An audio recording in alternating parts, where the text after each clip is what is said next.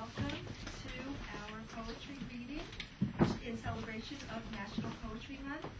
My name is Ginny Jennings, and I work with the Arts and Education Center.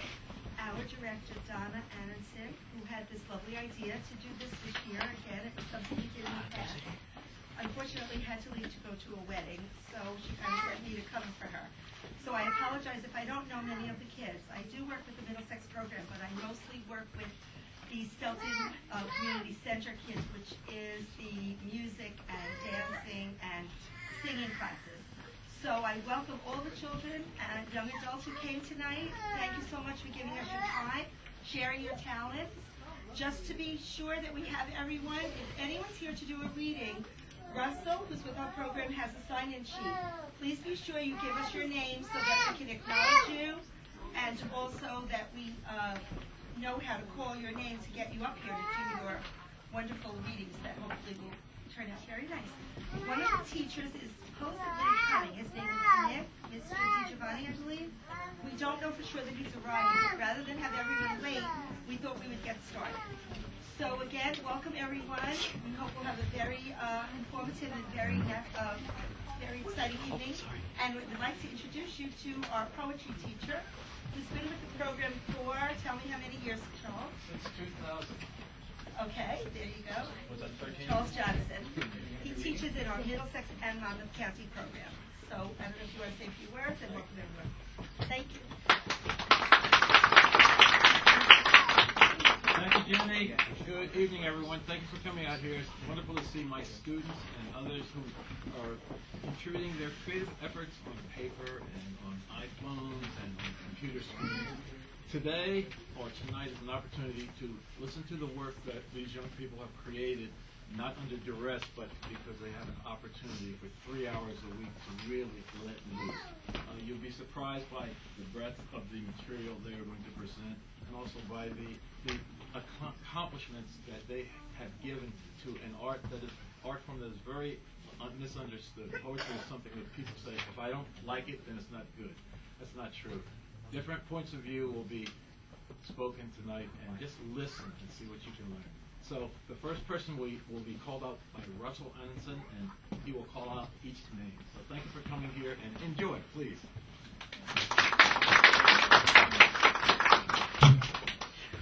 Everybody, I'm Russell Annenson. Donna, who's our director, is my mother, and I've been with the program for umpteen years, almost maybe longer than Charles, actually. Yeah. But the first reader tonight is going to be Liam Malloy.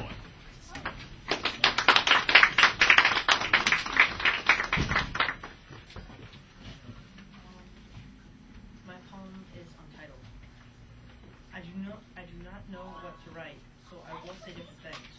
The word why is black and blue from hanging.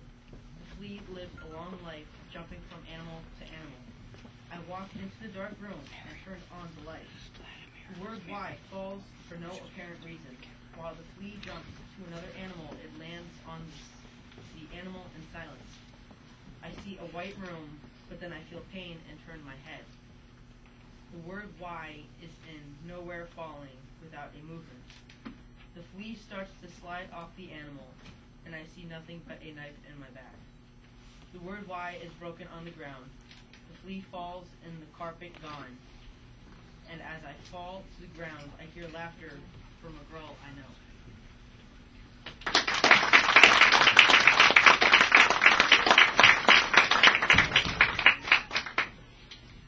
Sophia? This poem is called My Love Letter. If this were a sappy love letter, I would start with, your eyes are as blue as the skies above, as I think of you with words of love. If this were a traditional love letter, I would start with, my dear. If this were an illicit love letter, I would start with, meet me where we won't be found. But this is my love letter, and I would start with calling out your name so that the whole world could hear it, if I only knew it.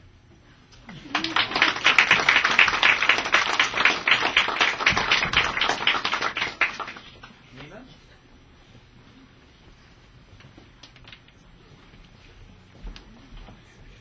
Nina?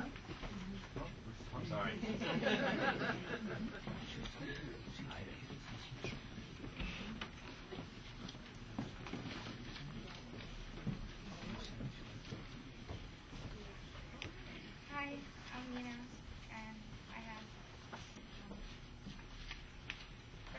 is a sonnet because we do sonnets every evening in class, and it's the third one that I wrote.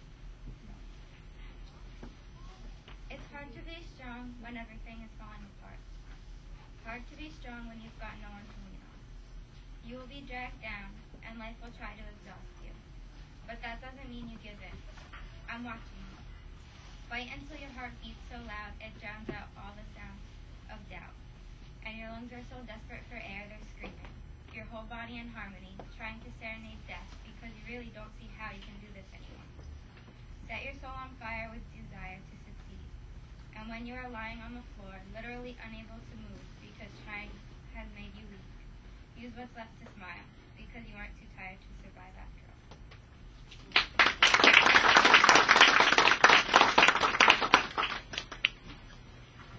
My next one is just a poem I wrote a couple years ago, and I really like it.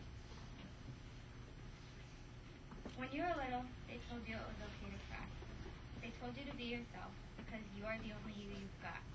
But they didn't hesitate to take your creativity away, saying, "No, sweetheart, grass can only be green," and laughing when you told them that to be a lost boy was your dream. Every year they got meaner. Every year your hopes shrunk inside. They stripped you of your innocence, covered the truth in sugar-coated lies. It was hard to believe that anyone could be as cruel as they were. But as you realize such is the way of society, forget about humanity. You realize it's not okay to cry, and maybe yourself isn't the best person to be. After so much rejection, you shut down, blacked out, became another perfect robot like the world expected you to be. But there is no beauty in stereotypical melancholy, despite what they lay you to believe. And yourself really is the best person to be.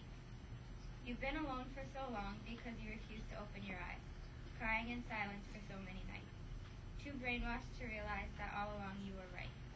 But you won't get anywhere if you don't take a chance. And I'm telling you now not to hold back because it is okay to cry, and yourself really is the best person to be. So look at the world through your own real eyes and remember your dreams, because society is ugly, but life in itself is a beautiful thing.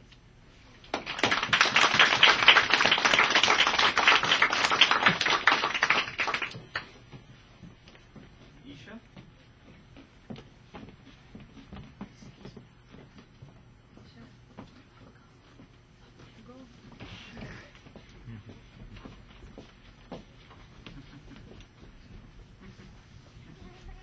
I just have a short little take up. Pine trees, long, thin green needles, brushed in thick, sticky tree sap. Its tall, sturdy trunks, the extended firm branches. No change throughout the seasons. The sweet smell of the pine trees.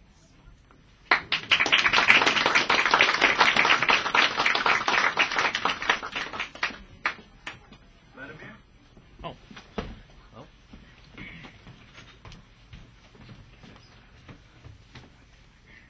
This poem is titled "The Plague of the Fatal Death."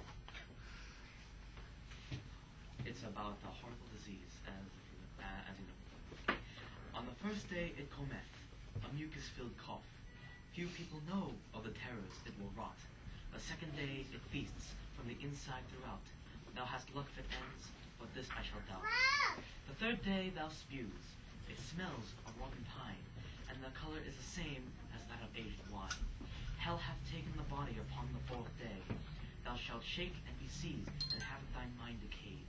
Come hither the fifth day, no longer full of vigor. Thou lies in bed unmoving, with a face horrendously disfigured. Finally come the sixth day, the heart's rhythm shall decrease. Find peace in this freedom, for thine life has now ceased. Doth one know what may be the cause? Prepare thyself, for it will bring pause. Beware the prepubescence, from thine childhood recall. How many this plague hath taken?